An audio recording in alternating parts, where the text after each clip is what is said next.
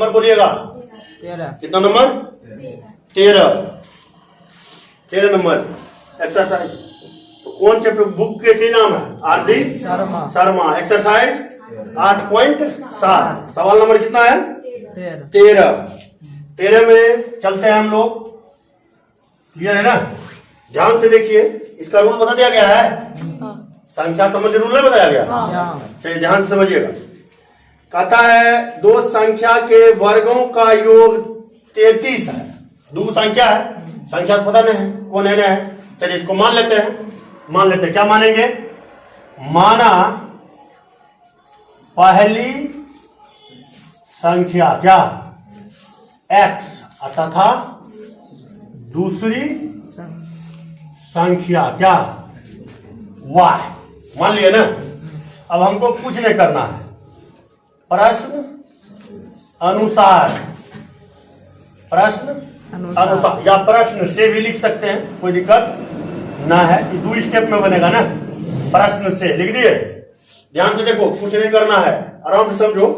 कि कहता है कि 13 नंबर ना है जी, दो संख्या के वर्गों का योग 233 है, अर्थात x square plus y square बराबर कितना? 233। यहां तक समझ गए? पुनः अब आगे पढ़ेंगे। फिर सवाल क्या कहता है? कहता एक संख्या दूसरे के 2 गुने से 3 कम है। एक संख्या जो है दूसरे के 2 गुने से क्या है? 3 कम है। तो एक संख्या क्या मानेंगे? x बराबर कौन चीज?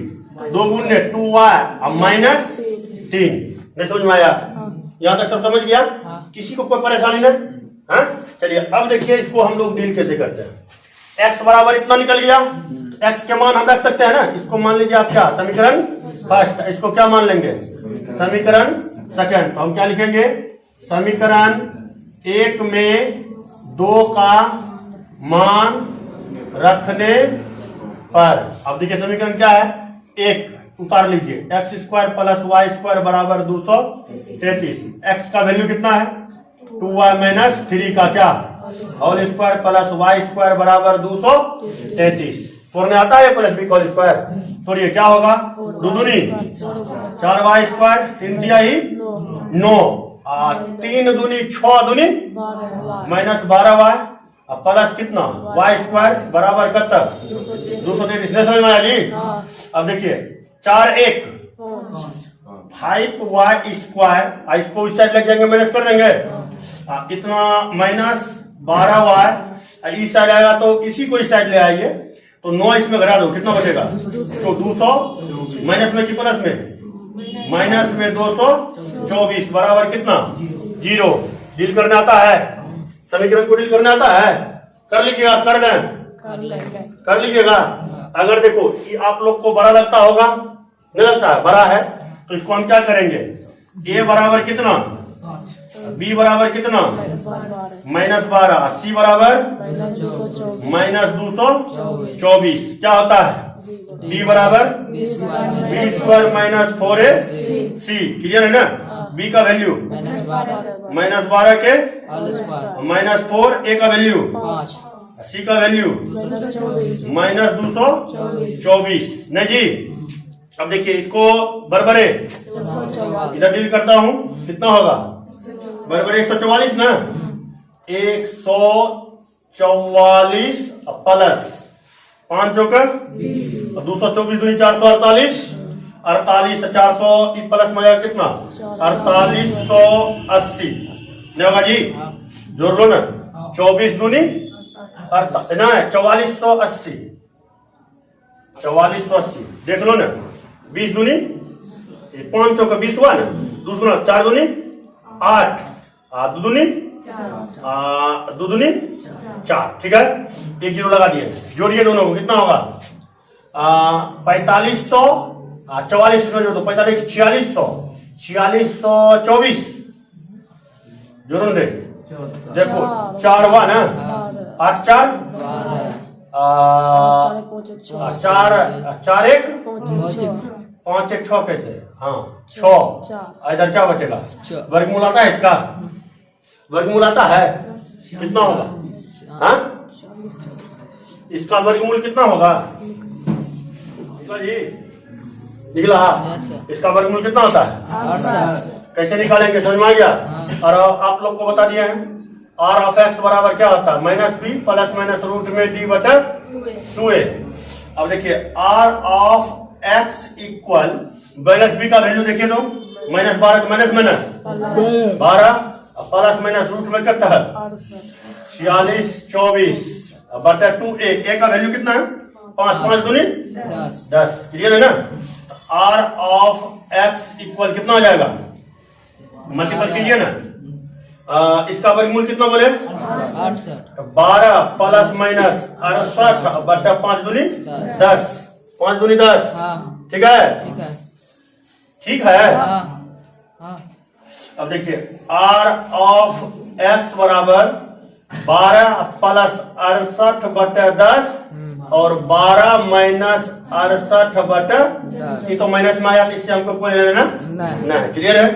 इसको जोड़ दीजिए आर ऑफ एक्स बराबर जो 80 ना 80 बटा 10 काट देंगे कितना आया 8।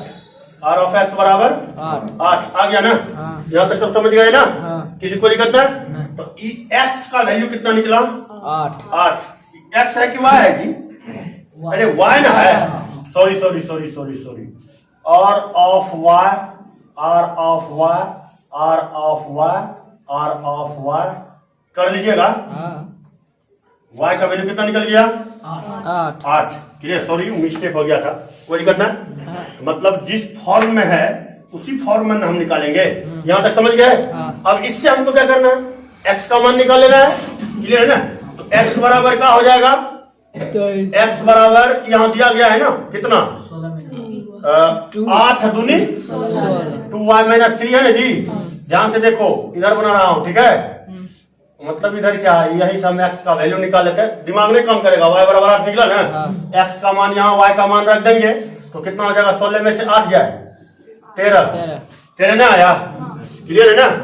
अब देखिए क्या पूछ रहा है, दोनों का योग 113 है कि पूछ क्या रहा है?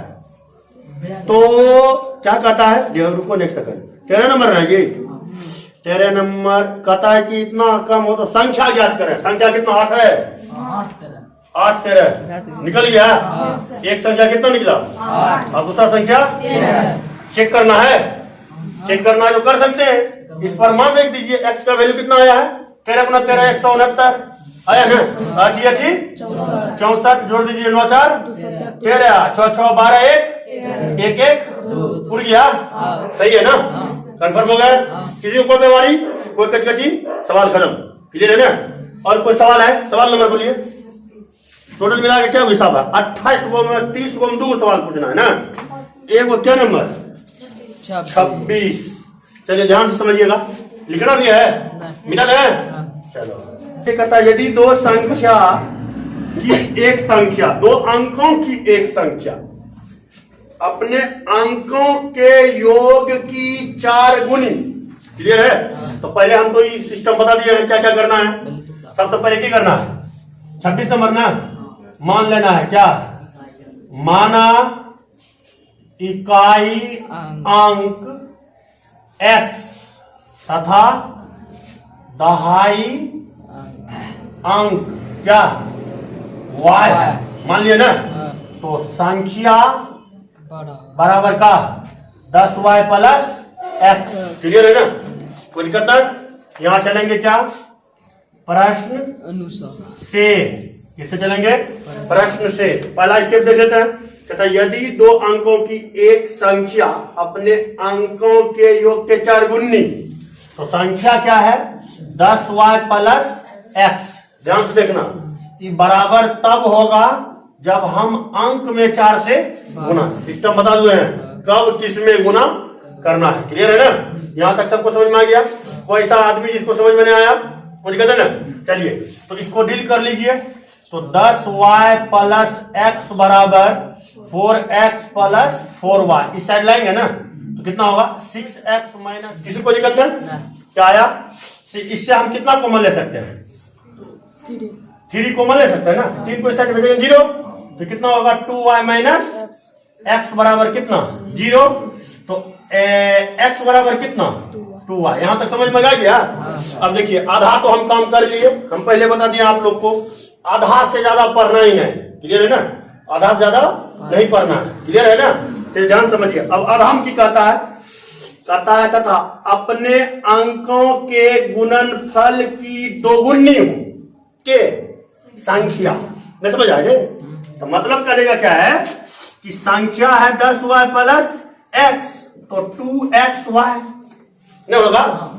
संख्या अपने अंकों के गुणनफल के क्या हो दोगुनी, अंकों के गुणनफल के दोगुनी, तो संख्या हम कहिए दुष्गुणों करें, लेकिन उल्टा करेंगे बता दे जो पहले ही नहीं करना एकराम करबे तो संख्या बराबर रहता है। ये सब सिस्टम बता दे जियो बीमारी नहीं छो चल आगे बढ़ियो चल देखा। अब जा वैल्यू नहीं रखा छो वैल्यू क्या कर एक्स के, तो यहाँ हम इसको मान लेते हैं समीकरण क्या सेकेंड, इसको मान लेते हैं फर्स्ट। तो हम क्या लिखेंगे यहाँ समीकरण, देख भाई लैंग्वेज सब मैं लिखने के लिए सिखा दिया हूँ, ठीक। अब तुम बोलेगा एक एक वर्ड लिखने के लिए, तो हम विद्यार्थी नहीं है ना जो एक एक चीज लिखेंगे पुनः फिर यहाँ लिखेंगे प्रश्न से लिखेंगे, उतना हम नहीं कर सकते हैं। या फा कहे छूट जाता है, जैसे या यहाँ लगेगा यहाँ हो जाएगा, इसलिए तो अब आप लोग इसको समझ सकते हैं ना कि कैसे कहाँ पर क्या लगेगा, क्लियर है ना। हम उतना फूल पत्ती उखाड़ के थोड़ी बता सकते हैं, हमारा काम है क्या समझाना बनाना नहीं, क्लियर समझ गए। तो समीकरण कितना में 1 और 2 से, समीकरण 2 में 1 का क्या मान रखने पर, क्लियर है ना। समीकरण A2 यही है ना, इसमें 1 का मान रख दीजिए, क्या होगा 10y प्लस x बराबर 2xy हुआ ना।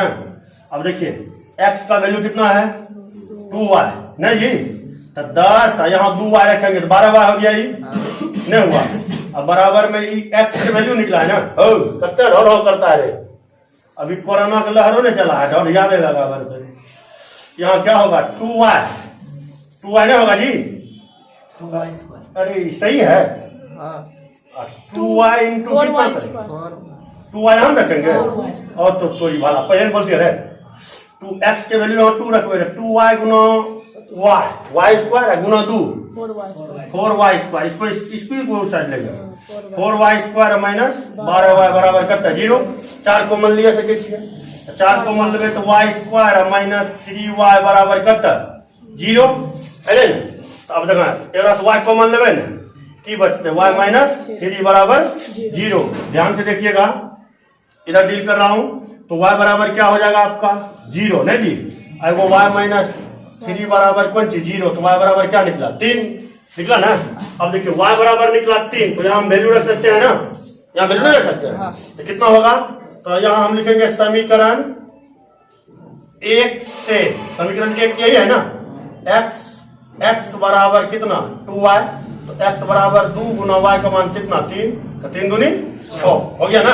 अब पूछ क्या रहा है संख्या नहीं जी, क्या पूछ रहा है संख्या, तो संख्या बराबर कितना है, संख्या बराबर 10y प्लस x ना, तो 10y का वैल्यू कितना है जी 3, x का वैल्यू 6, 10 दिया 30 प्लस 6 कितना होता है, ये आपका क्या हो गया है, समझ में आ गया, कोई दिक्कत और कोई सवाल कोई बीमारी कोई दिक्कत ना, और कौन पूछना है 3.7 8.7 है 8.7 पूर्ण रूप से क्या हो गया कंप्लीट, 30 में 30 सवाल खत्म। इसी का आप डब देख सकते हैं एनसीईआरटी में, जैसे मान के चलो देखो सॉल्यूशन मैं हर किताब का कर दूंगा कि एनसीईआरटी केसी सिन्हा आर.डी. शर्मा और कौन सी था आर.एस. अग्रवाल, जो भी बुक है सबका सॉल्यूशन अब एक के दिन नहीं हो जाता है, धीरे धीरे। अभी आर.डी. शर्मा है तो आर.डी. शर्मा का आप बोलेगा कि एक तरफ से, तो एक तरफ से हम उस हिसाब से बताते हैं, जैसे हम मान के चलिए कि कोई कैंडिडेट है उससे 5 नंबर या 4 नंबर नहीं बना, तो अब नहीं बना तो पूछेगा ना कि 4 नंबर नहीं बना, समझ रहे ना। तो डायरेक्टली अगर यहाँ क्लास में तो जिससे जो बनता है वो बताते हैं, जो नहीं बनता है वो नहीं बताता। अब वीडियो में तू देखेगा बोलेगा कि शुरू क्या नाम बताते हैं, तो शुरू क्या नाम बताते हैं, हम भगवान के क्लास कौन बन लो कौन नहीं बन लो, समझ रहे ना। हम अपना क्लास के ही अनुसार चलेंगे भाई, मेरे क्लास में जितना कैंडिडेट से जो बन जाता है वो बना देता है, जो नहीं बनता है वो आप पूछ सकते हैं बाद में कि ये नहीं बना, वो नहीं बना, फलना चिलना, वो क्या बोलता है उसको जी? हाँ, कमेंट में कर सकते हैं। कोई भी बुक का कोनो भी हिसाब रहे, मैं बोल रहा हूँ ना, 10th लेवल 10वां क्लास है, 10वां में दुनिया का कोई भी बुक ले आओ, कोई भी सवाल हो आप पूछ सकते हैं। क्लियर? कोई दिक्कत ना। तो अभी आप लोग का आदि शर्मा है, और जो केसी सिन्हा होगा या एनसीईआरटी होगा और RS अग्रवाल होगा, जो भी बुक आएगा उस सब का मैं किस पर डील करूंगा? ओपी पर। क्लास में जो मैं पढ़ाता हूँ वही बुक चलेगा ना। केसी सिन्हा है तो आप देख लेना, केसी सिन्हा में ट्रायगोनोमेट्री कहाँ से वहां से लेकर के पूरे खत्म हो जाएगा। जैसे जैसे मैं अपने क्लास में पढ़ा रहा हूँ उस हिसाब से आप लोग को बताया जाएगा। क्लियर है ना? तो आप केसी सिन्हा का हिसाब डील करना है तो वहां देख लीजिएगा, पर टोटल हिसाब क्या होगा, एक तरफ से डील किया हुआ रहेगा।